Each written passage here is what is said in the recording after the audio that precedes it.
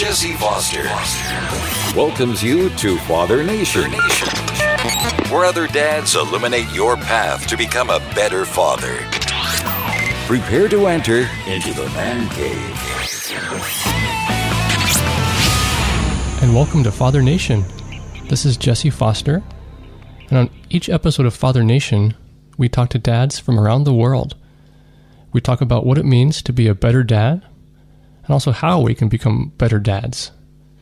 Father Nation today is made in part by Al Cole from CBS Radio through the success of his show, People of Distinction.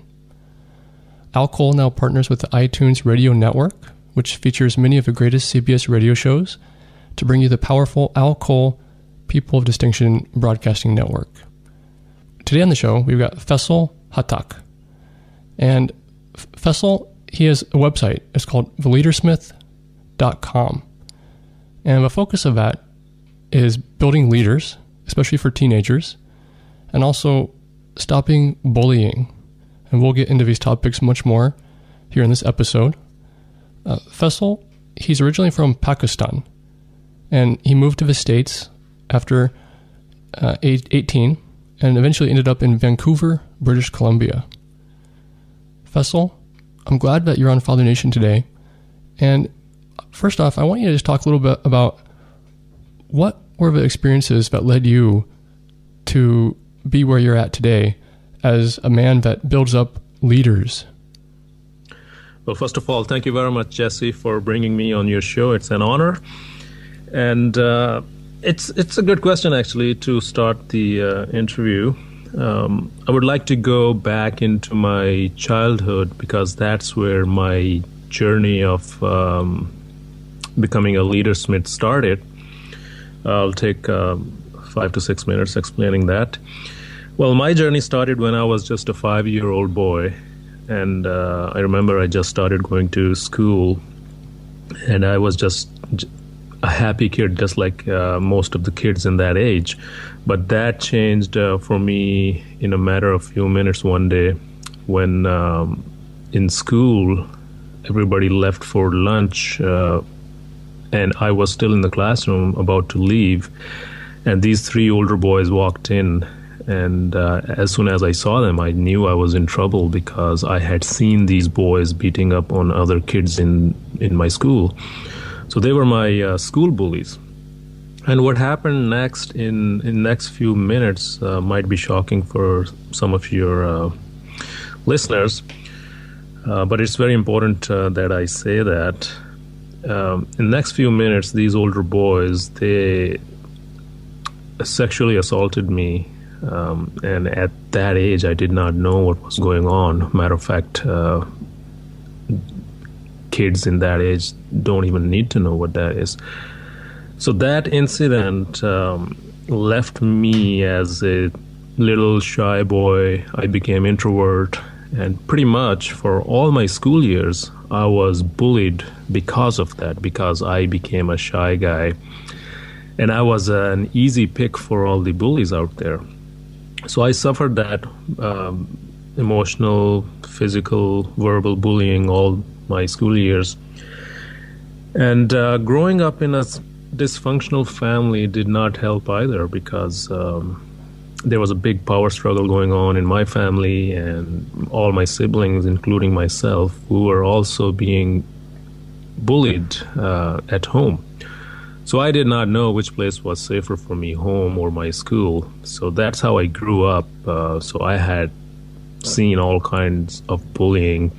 Matter of fact, at the age of 10, I was thinking of committing suicide. Luckily, I did not go with that plan, and now I know why I didn't, because the man upstairs had a plan for me to help teens now who might be in the same shoes I was once. So at the age of 18, after seeing all this and in search of peace and in hopes of leaving all the bullies behind, I moved to USA, land of freedom.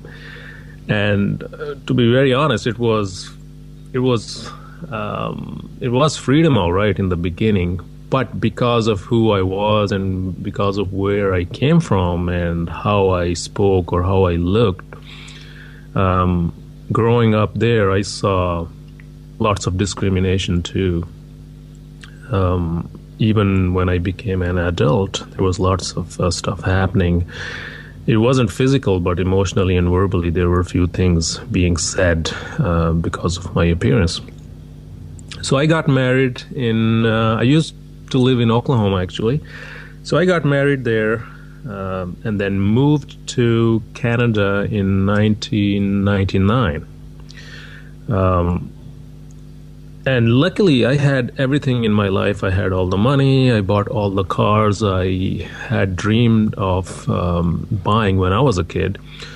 We had a nice house. And then I had my 2 daughters. Became father to my daughters. And all these years, still there was something inside me. There was something missing all the time, even though I had everything in me. Power, money, beautiful wife, kids, but at times I would be sitting and I'll be thinking, what is going on? What is the plan for future? Why am I here? And what is my agenda or my goal or my vision? And what happened was something happened and that changed my life. When my daughters were young, I think they were going to grade 1 and 4, I believe, at that time, they started getting bullying briefly. And that's when everything came back. All my history just flashed in front of me. And I was like, no, this cannot be happening again. And I cannot let that happen to my own daughters. And that's when the light bulb went off. And I was like, okay, something needs to be done. There is something going on. Either I'm not parenting properly or I'm not empowering my own daughters to stand up for themselves. That's when I started taking self-empowerment courses myself first, because I knew that it has to start from me as a father and as a man. I need to start from myself. I need to fix myself first and see what is wrong, what kind of programming I can change. And for years, I went through different programs, speaking programs, self-empowerment programs, and it was hard, it was difficult, because I had to crush lots of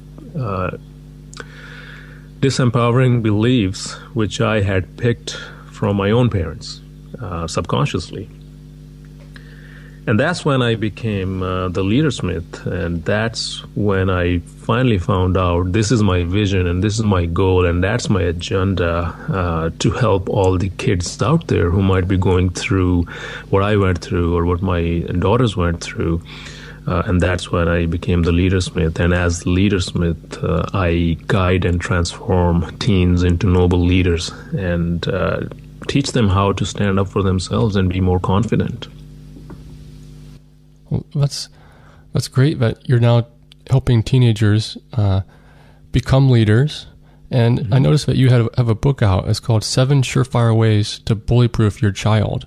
So what are some practical things that you have learned that we can teach our children so that they're not bullied? Well, that was my first adventure to write a book. And the biggest thing about that book is that my daughter, who was 11 at that time, she is the co-author in that book. I wanted to write something where not only parents could get some valuable info, but also teens could get a perspective coming from another kid or a teen. So this book has 7 chapters, and at the end of each chapter, my daughter, she reviewed the whole chapter. I wanted to see whatever I am teaching parents or teens, is it really going to work? Are teens in this day and age, are they going to be able to relate to that? So that's a cool thing about that. This way, not only parents can read, but also kids can read that book too if they wish. Now, through my journey of being in different kinds of shoes, what I have picked is, in order to bully-proof your child, biggest thing is communication. We need to have proper communication, a clear channel of communication between us parents and our kids, and that is very, very important.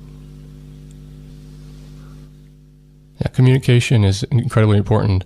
And if sometimes many parents might not even know that their child is being bullied if they're actually not communicating day in and day out with their child. Exactly, and that's what I share with all the parents in my workshops. Matter of fact, I just had one on February 25th, and I was sharing how parents can actually find out if their kids are being bullied, because most of the parents, they don't know. In their eyes, everything is fine, and kids being kids, they do not want to tell their parents that they are getting bullied in schools. And the reason behind that is, in kids or children's mind, they think that they have to be stronger. They have to be stronger in their parents' eyes. And if they tell them that they are getting bullied, they might get reprimanded, or they might be ashamed of being weak. So that's the biggest thing out there. And on the other hand, parents are thinking everything is fine with my kid, nothing is wrong, and the poor kid is suffering inside, being introvert and shy, just like I was once. I noticed that you're also a certified hypnotherapist. Does that have anything to do with your certification in anti-bullying, or is that a completely separate thing? Yeah, that's pretty interesting thing. Since I was a kid, I was always interested in metaphysical things, quantum physics, and I wanted to learn hypnotherapy. I believe since I was 10, I wanted to know what telepathy was, and I would buy different books and try to learn, but of course I did not have a coach or a teacher, and just by learning a book you can't really experience the real techniques. So I did not go very far, and when I started my self-empowerment, my own self-empowerment, I took a course in neuro-linguistic programming. So I'm also a neuro-linguistic programming practitioner. And part of that program was hypnotherapy. And that's where I learned hypnotherapy. And now I believe that there are no miracles or accidents. Everything happens whenever you are ready. It's like teachers appear when the student is ready. So a few years ago, I was ready to learn hypnotherapy, and this just fell into my lap. So that's when I became the hypnotherapist too. And that goes hand in hand when I'm working with parents and teens. Sometimes I use these skills of hypnotherapy too, and neurolinguistic too. Hypnotherapy does not mean that I have to put everyone into a trance to in order to give them my message. The biggest thing what I have learned in hypnotherapy is that each one of us is in a trance all the time. Like right now, me and you, we are in a trance. Your audience is in a trance. We are living in a trance. The biggest difficulty is in hypnotherapy how to get people out of trance. So I use that subconsciously with kids and their parents, and it helps a lot. And real quickly, just how would you define a trance? Well, trance, I would say, let's say, each one of us, when we are growing up, we learn from our parents, from our society, from our relatives, from our neighbors, sets of limiting beliefs, or a system. Let's call it a system, and we adapt that system, and we stay very comfortable in that system. Let's say, talking about religion. In every religion, we are taught that there's a God, and everybody's God is the only God, and there's no other God, and all the other religions are bad or they're not good. So we start living in that system, and then in some cultures they say women have to sit separately from men. So that is another belief. And when you go to another culture, they say that's just rubbish. We can sit together if we want to. So each one of us have a different system, different set of limiting beliefs which we are living by, and that becomes our trance. We start living in that mode. We start believing in that, in those boundaries. So each one of us has a different system. Like you have a different system of living, and I have a different system of living. My understanding of consciousness or subconsciousness might be different than yours. So that becomes our trance. That becomes our mode of living. So you are living in a different mode. You have different beliefs. I have different beliefs about, let's say, Jesus, or about men or women, or about kids. And when I'm working with someone, let's say a father, who believes in controlling their child or his child, he is living in a different trance, because that is his reality. He believes that in order to be a good father and in order to create good children, he has to spank his kids or his child. Now, nothing wrong with it. That is his trance. That's what his reality is. So my job becomes difficult as a hypnotherapist or as a coach to teach him something. First of all, I have to get him out of his trance. I have to explain him that beating or spanking is not the right way. It doesn't matter which religion you belong to. You cannot abuse anyone in any shape, way, or form. So that's the trance I'm talking about. Everybody is living in a different trance, and as a coach, it's the hardest thing is to get them out of that trance and bring them to normal, let's say, normal reality first. That seems to make sense. Everyone has their own paradigms. Exactly. And it's difficult to have a productive conversation when we're starting each from our own box. Exactly. It's like, let's say, we all say that people who use marijuana or heroin or drink or smoke, they're all bad. They're bad people. Stay away from them, blah, blah, blah.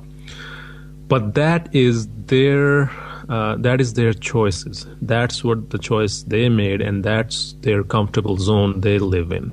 Now, if I'm telling you that all these people are bad, but I am drinking coffee 5 times a day, or I'm taking 20 packs of sugar in my coffee every day, who has to say that I am living a healthy life? If I ask the person who is smoking, if I ask him, he will say, you're crazy, you're drinking too much coffee, or you are taking too much sugar. And nowadays we all know that sugar is even worse than cocaine.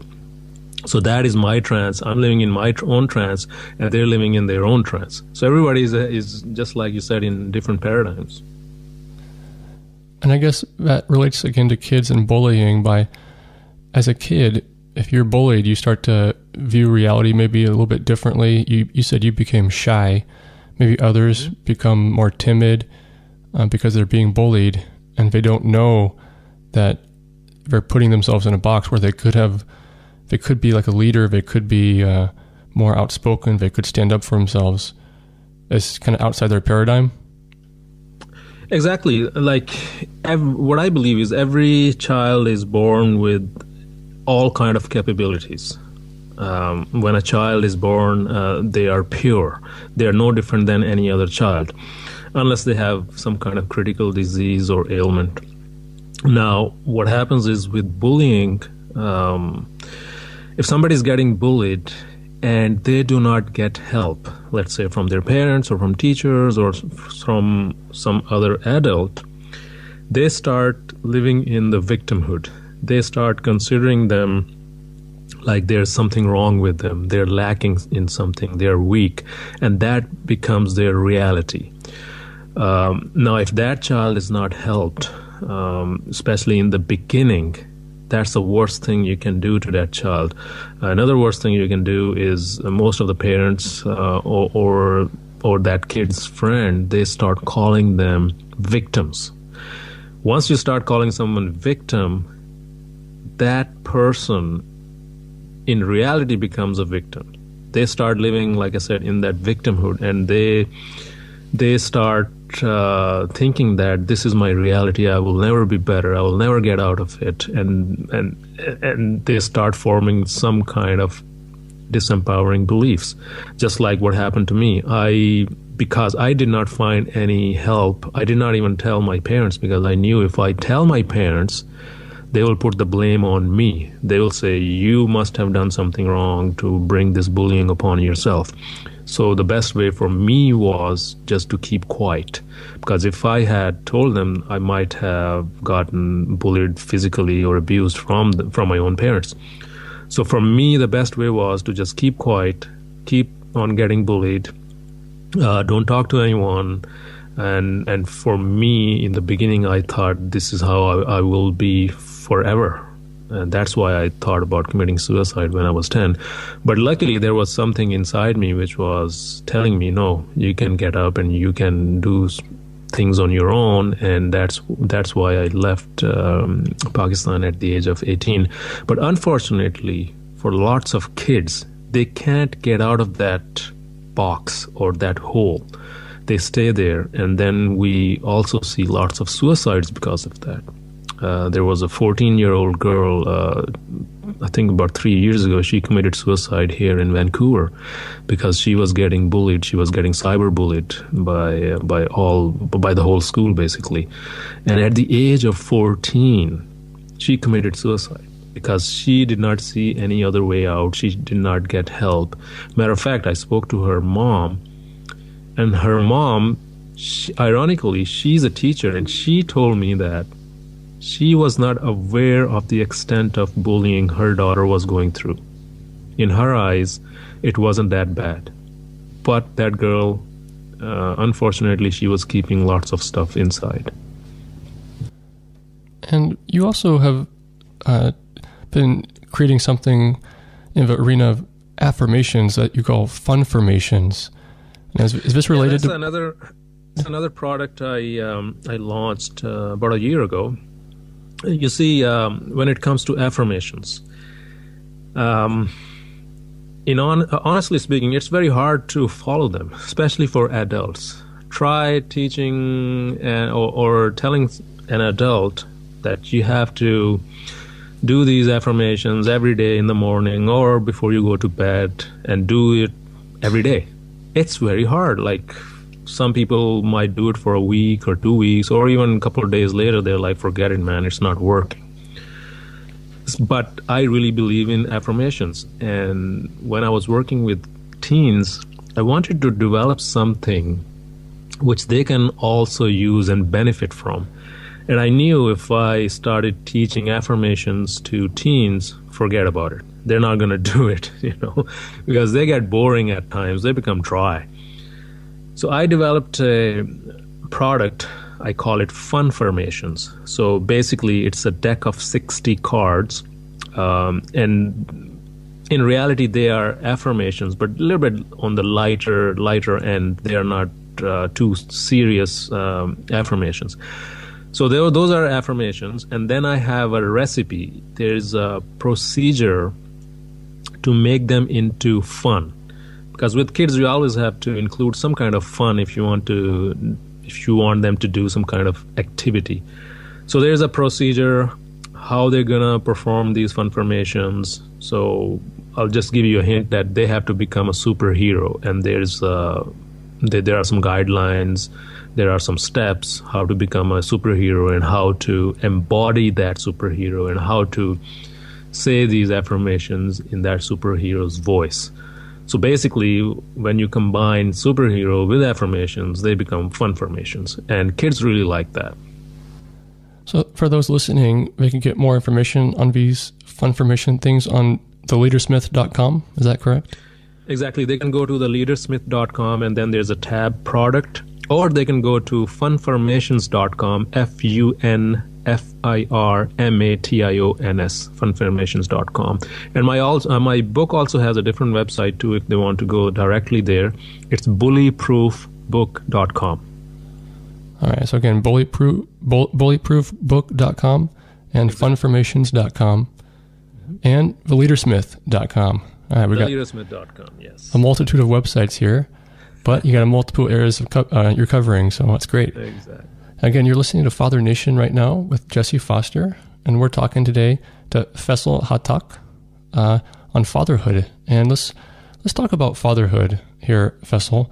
You're a dad with daughters, and we usually talk here at Father Nation about a daddy dud, a time when you've made a mistake as a dad, but also something you've learned. Can you tell us about such a time? Yeah, exactly. Great point, actually. For me, like I mentioned earlier, I found out that I was subconsciously repeating few things I learned from my own parents when I was growing up.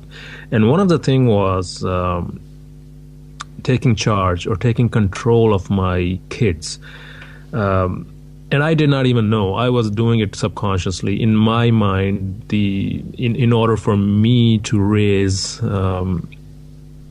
good citizens or humble daughters, I had to control each and every move they make. And I don't mean like I was abusing them or anything, but I would be watching what they're doing, and I would like them to do the things in my way. So I was kind of a control freak in the beginning. And like I said, again, it was subconsciously. But I found out that it wasn't working, especially in this day and age. Our kids are at times smarter than us because of the technology. They know everything. The media is there, and they learn lots of stuff.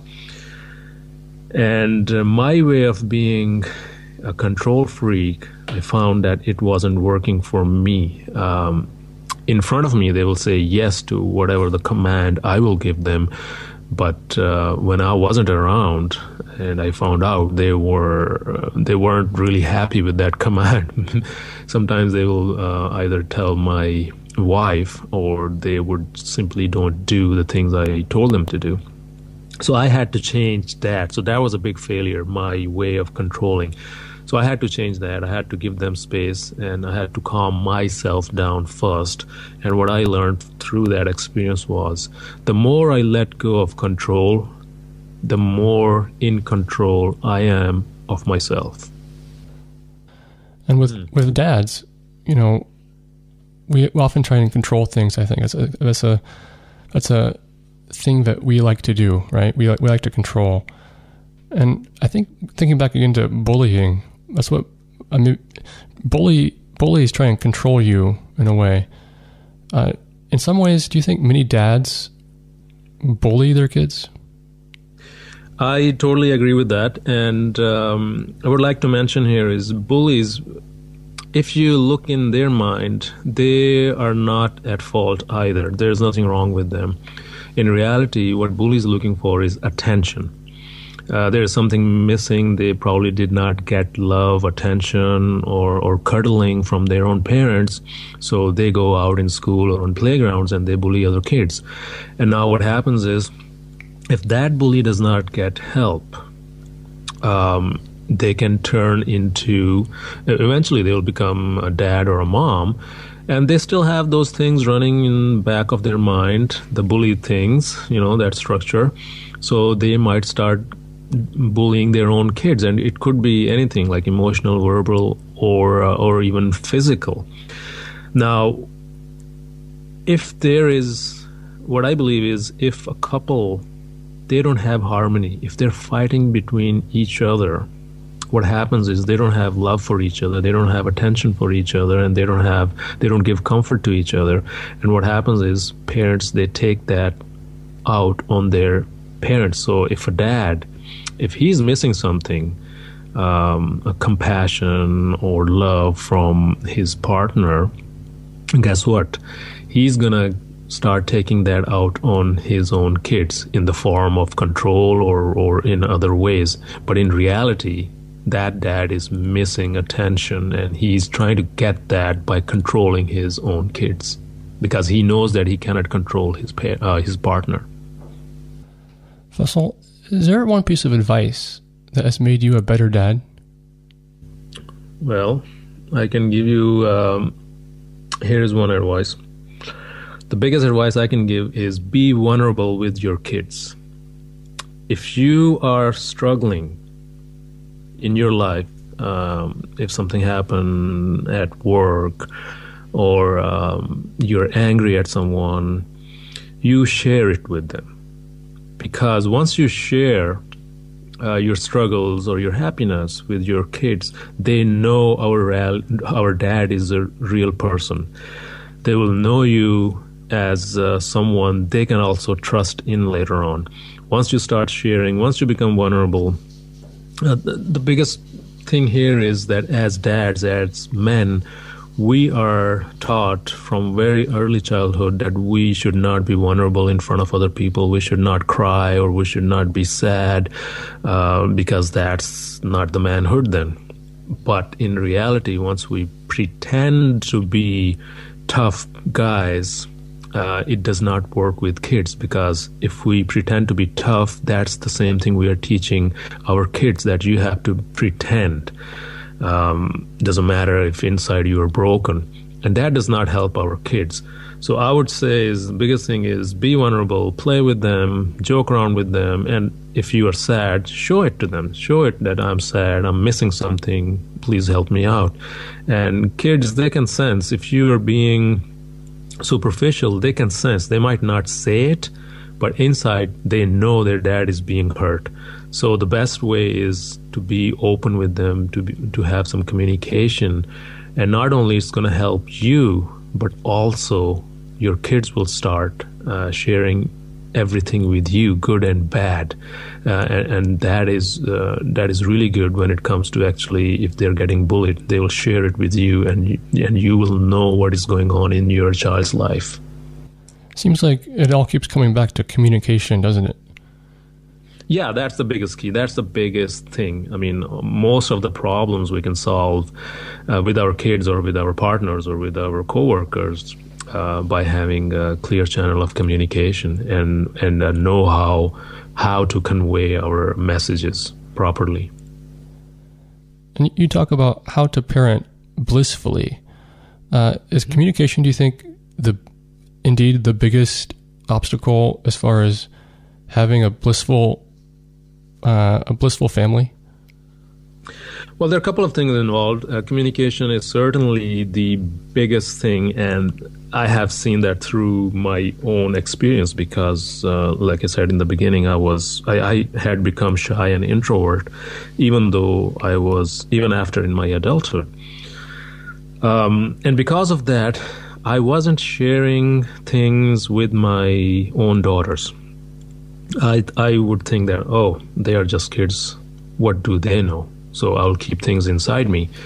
And that was actually hurting me. That was making me angry. That was making me cranky, and I'll take it out on them. But slowly, as soon as I started communicating with them openly, our bond grew stronger. And they became more open with me, and now everything is smooth. Like, if anyone has anything on their mind, either myself, my wife, or my kids, we share it openly. And what I have seen that is having better communication, we are at ease as a family. We are not that cranky anymore, we share everything with each other. And the other is admitting your faults. Admitting that as a father, I could be wrong too. And admitting that at times my kids might know more than I do, especially when it comes to technology. Unfortunately, most of us dads who are old school, they don't want to learn technology, and they don't want to mess around with the phones or iPads and stuff like that. But our kids, even 5 or 6 year old, they know everything about it. They know how to play games on iPads, or how to make calls, or how to use apps on the cell phones. So we can learn from our kids, and there's nothing wrong. Being as a dad, I think it's the biggest thing, biggest relief when you can learn something from your own child. And there's nothing wrong with it. That will boost your child's morale, and it will make them even more confident.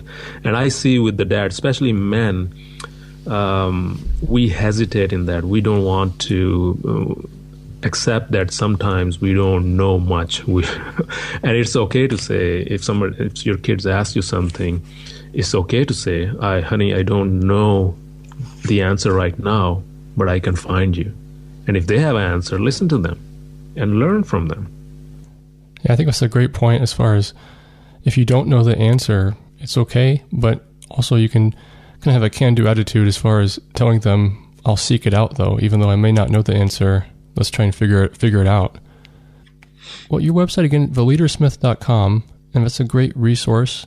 And what is one resource that has helped you, though, in your journey as a dad? Well, I have gone through, like I said, different trainings and different books and stuff. But one man, he's dead now, and I don't know if you recall his name, Osho. Osho is the greatest mentor for me. He has written more than 600 books, and he talks about lots of he explains the real philosophy behind human development, how kids grow and how they learn and behave through their surroundings and through their parents and culture, and how not to get sucked into too much into the religion and the boundaries, and how to let our kids grow on their own, how to let them be independent. And he goes into lots of details, and he has lots of books just on kids, how to be a great parent, how to be a blissful parent. And to me, he's a great resource if dads are looking for someone they can get some answers. So he's Osho, and you can find books on the internet all over the place, and even in some good bookstores too. That's Osho, O-S-H-O? Yes, exactly. So if you Google that, you will see tons of stuff. There's lots actually good stuff on YouTube too. He has few videos just on parenting and kids. There's, a matter of fact, a video of, I believe, more than 2 hours. And it got lots of golden nuggets in it. Here at Father Nation, Faisal, we usually talk about a quote. Maybe it's your own quote, or maybe it's someone else's, maybe some Osho or another dad. Is there one quote you'd like to share with Father Nation today? Well, let me take this opportunity and toot my own horn. I'll use my own quote, and that is, parenting is not plug and play. It's rather unplug and play. And I'll explain that briefly. That nowadays, most of us parents, we think that we have kids and they'll grow on their own, and we are busy in our, let's say, cell phones, iPads, or watching games and stuff, and we don't pay that much attention to our kids. It's not like that. Kids are not plug and play. They don't come in and you just give them milk and food and they'll grow up and be responsible human beings. It's actually unplug and play. By that, what I mean is you have to unplug yourself from technology. If you're watching TV, if you're on the cell phone all the time, or on Facebook or whatever, you actually need to give time, the real time, undivided attention to your kids and play with them. That's how they will grow into responsible and beautiful human beings. Yeah, I think that's a great quote. It's very true. Thank you.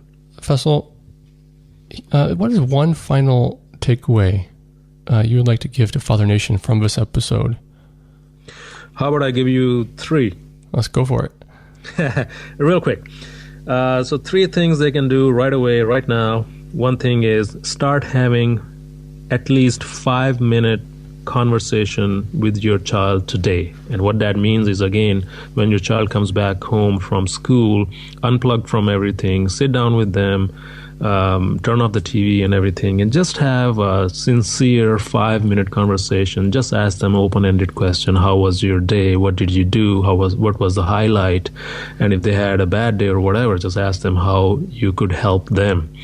And you will see that slowly and slowly they will start asking you how your day was. And that's what my daughters are doing right now. So that's number 1. Number 2, be real and tell them if you don't know anything. We talked about it earlier. So be real with them. If you're stuck at something, if they ask you something, don't try to be a macho man or a hero, and don't try to be know-all kind of a guy. Just tell them, I don't know, but I'll get you the answer. And number 3, I think we talked about this one too. Admit that they could be more knowledgeable than you at times. There are times when they know more than us, and we just need to acknowledge that. There's no shame. Actually, you should be proud that they know, your child knows lots of things, and they are up and up with the technology. This is Jesse Foster. You're listening to Father Nation. Today, our guest, Faisal Khattak, theleadersmith.com, and also funformations.com. And you can learn things about bullies and how to make leaders with teenagers. Again, theleadersmith.com. And Faisal, it was great to have you on the show. Father Nation, again, is a show where we talk about how to become a better dad. Father Nation today was brought to you in part by Al Cole from CBS Radio through the success of his nationally syndicated show, People of Distinction.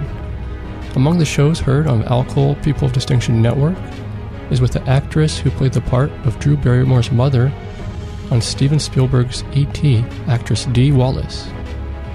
And I'm happy to have Father Nation now airing over the Live 365 network, in addition to the iTunes Radio Network. Faisal, thanks for coming on Father Nation. My pleasure, Jesse. Thank you very much.